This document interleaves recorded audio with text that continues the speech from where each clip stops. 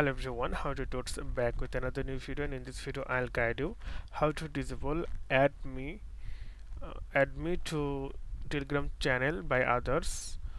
So it means that if you change the settings, no one can able to add you any channel on Telegram desktop application. So now open your Telegram app,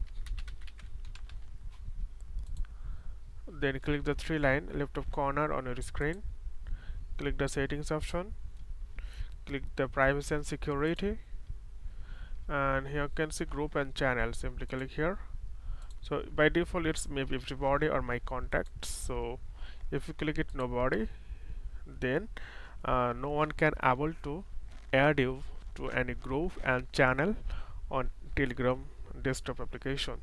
So this way you can set these settings. So okay friend, today is no more, and see you in the next video.